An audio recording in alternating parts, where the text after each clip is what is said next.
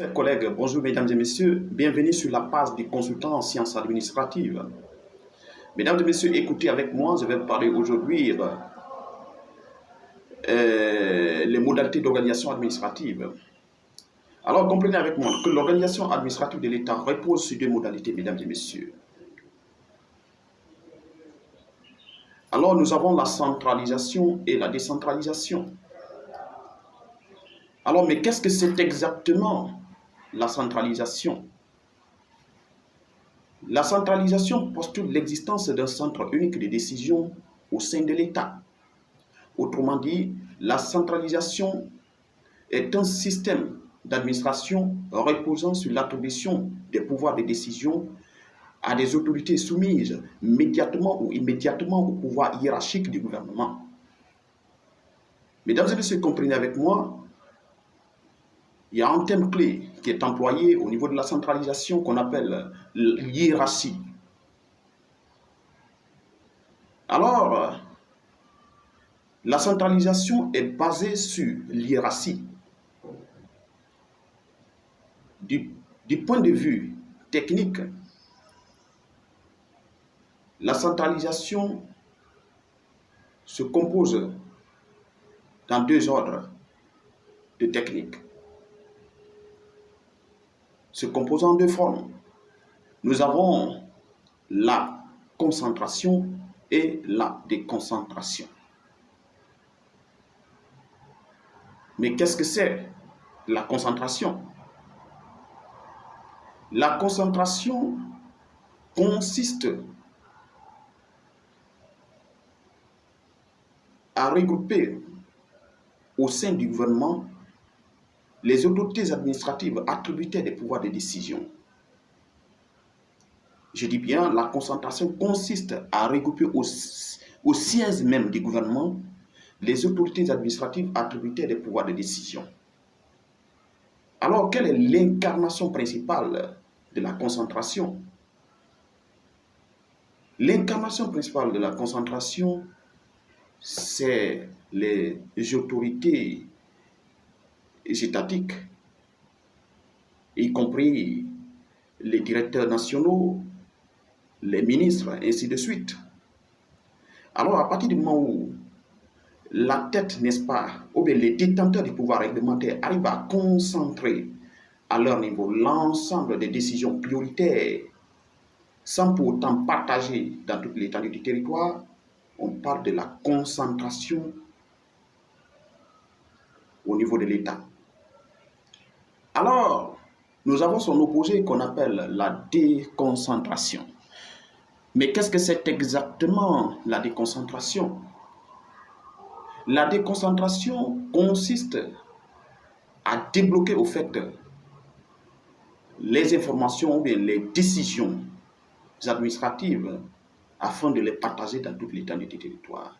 Alors, par définition, nous allons dire la déconcentration consiste la déconcentration consiste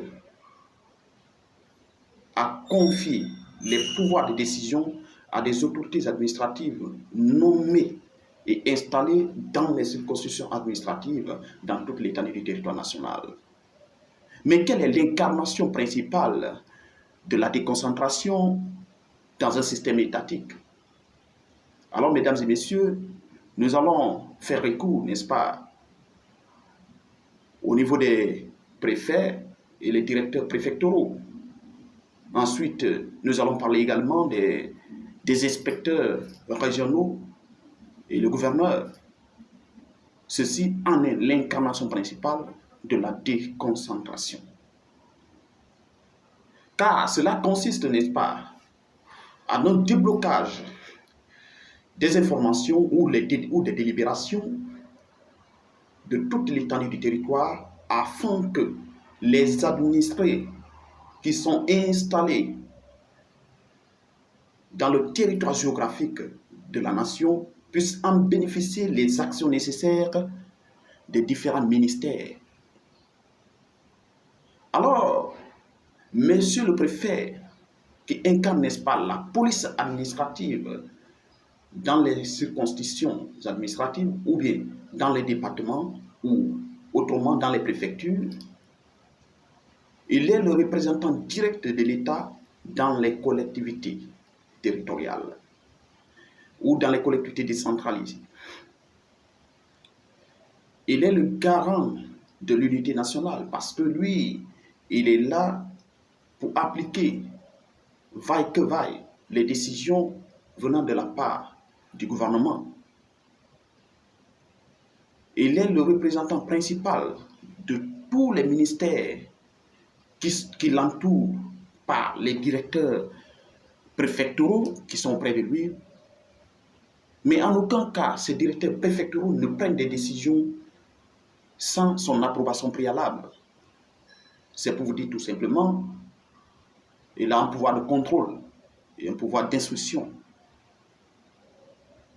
Tout ce qui arrive, malgré qu'il n'est pas spécialiste dans ces départements ministériels, donc les directeurs préfectoraux représentent, n'est-ce pas, dans son département, mais il a un droit de regard, il a un pouvoir d'instruction sur eux.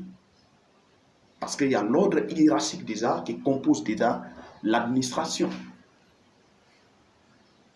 Alors, monsieur le préfet, lui, il veille strictement à l'application directe, à l'application correcte, n'est-ce pas, des instructions débloquées au niveau des pouvoirs centraux.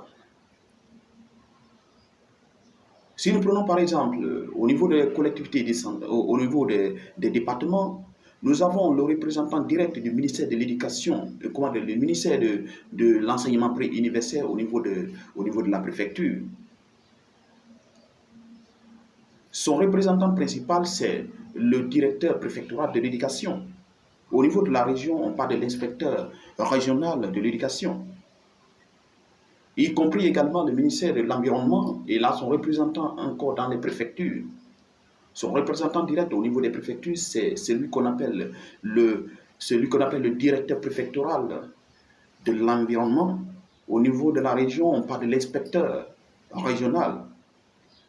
Alors c'est pour vous faire comprendre que la déconcentration est un système, est un facteur très important pour pouvoir aiguillonner les délibérations ou les décisions nécessaires ou les informations, j'allais dire, nécessaires qui peuvent faire prospérer la nation afin de pouvoir faire bénéficier les collectivités décentralisées. Alors, mesdames et messieurs, quand on parle de la déconcentration, c'est un système de déblocage des informations ou des autorités concentrées au niveau du ministère afin de pouvoir approcher l'administration aux administrés dans les circonscriptions administratives de toute l'étendue du territoire national. Alors, le pouvoir influencé dans l'administration centralisée, ou bien dans la centralisation, c'est l'hiérarchie. Le pouvoir hiérarchique est la règle d'or. Donc, il faut respecter l'hiérarchie. Je vous remercie. Attendez-moi pour une prochaine vidéo. Merci beaucoup.